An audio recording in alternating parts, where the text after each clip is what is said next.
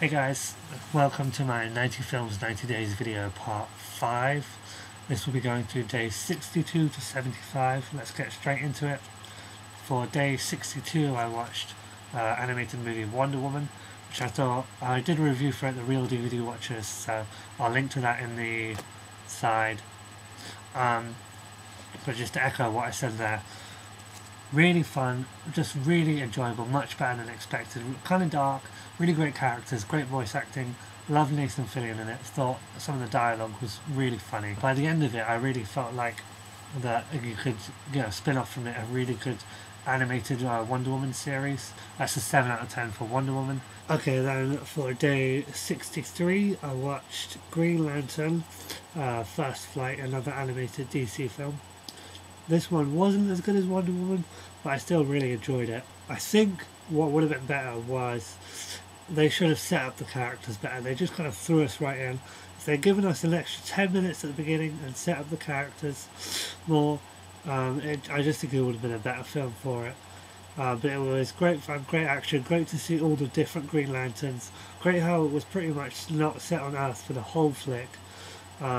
Really enjoyed the characters. Again, voice actors. Same problem with Wonder Woman, they were good, but it was kind of hard to disassociate them with AI. You know, you've got Keller from Oz and Sidney's dad from Alias. Not quite as good as Wonder Woman, but that's another 7 out of 10. Then continuing the DC kind of superhero movie, I watched Batman Superman Public Enemies. This again was really good. I really enjoyed the story, really liked the characters. Great that they brought back, Clancy Brown, Kevin Conroy, Tim Daly, just all these people from the original series. Really great to hear them doing the voices again. But ultimately, stuff like Justice League I just enjoyed more. But this was cool. It was really short though, like an hour and 5 minutes. Again, should have been longer. Another 7 out of 10. That just gets 7 out of 10. It's like a low 7. Wonder Woman's like a high 7. And Green Lantern's like a medium 7. And then continuing onto more superhero stuff, I watched The Incredibles.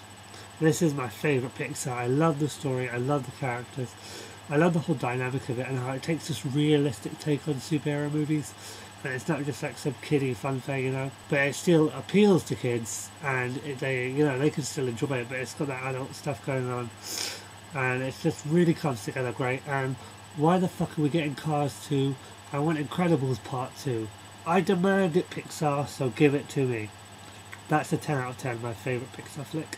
Absolutely love it.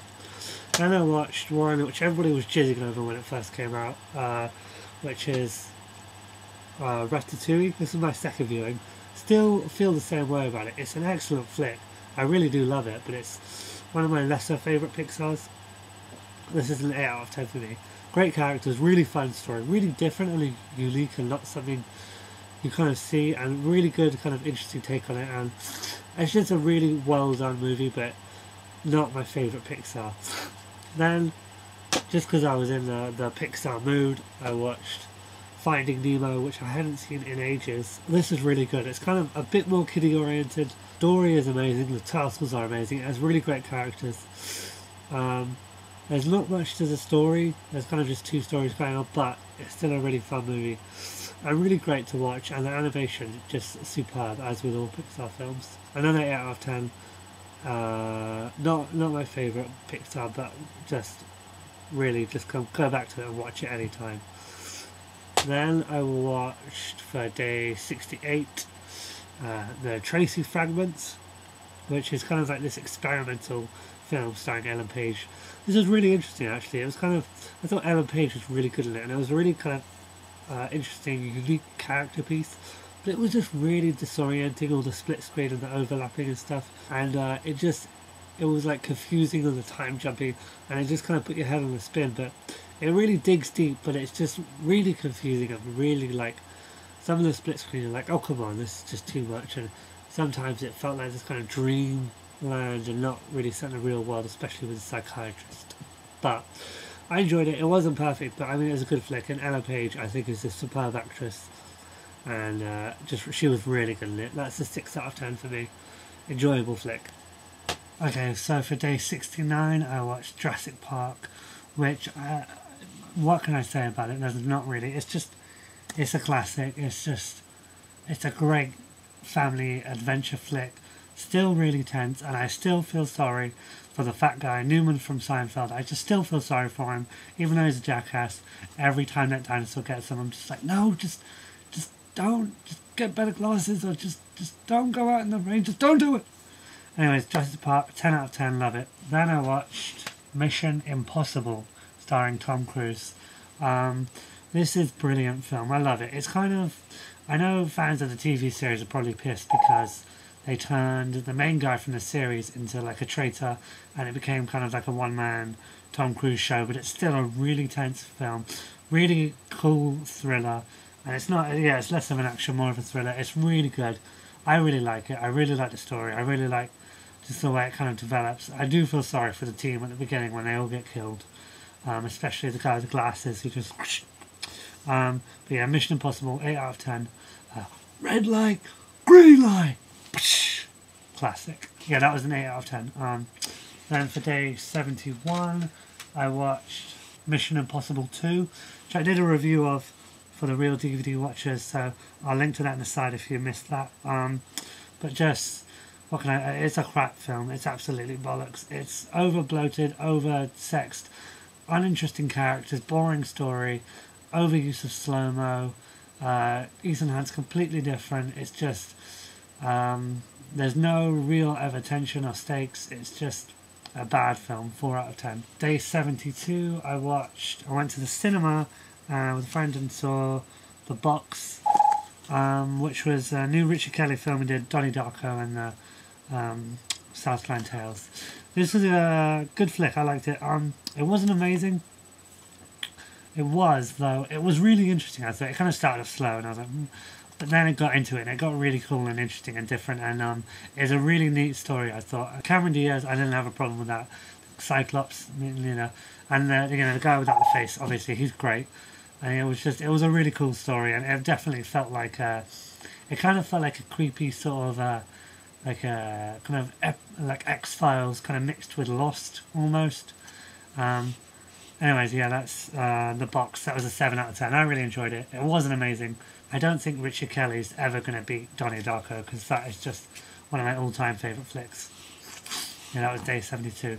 Day 73, got back into watching Christmas movies with Mum and watched Prancer, which I never really liked as a kid, but I thought, you know what, I haven't watched it in a while and I'm going to give it a shot.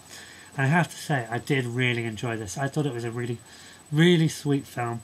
This little girl was really good in it. The kind of her little story, and just it was a really fun kind of little character piece about, you know, Christmas, and I really enjoyed it. What can I say? And you know, you get a little emotional watching it if you get into it. That was a 7 out of 10. I like it. Then for day 74, I watched another Christmas movie. That's the Miracle on 34th Street remake. I will confess, haven't seen the original, but I do like this one. Yes, it's overly schmaltzy and overly sentimental, but I like it. It's good to watch at Christmas, you know. It's really kind of glossy and American, but I like it. The little girl is so cute, and he makes a really good Santa.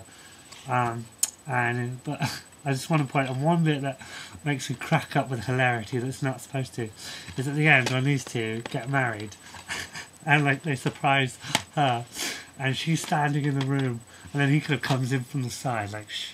You have to see it. It just looks like a commercial. It's so funny. But that's another 7 out of 10. It's a really cute little film and I like it.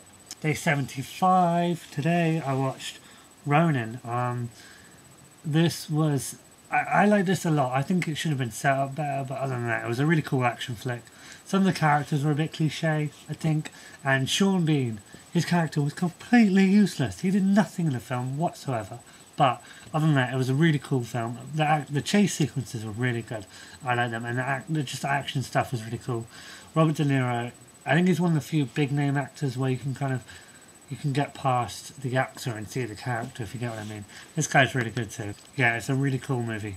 I liked it. It wasn't like amazing, but I did like that you never found out what was in the case, kind of like Pulp Fiction and MI3. That was a 7 out of 10 again. Lots of 7 out of 10s. That's 90 Films, 90 Days, Part 5. rate, comment, subscribe, do what you do, and I'll see you when I see you.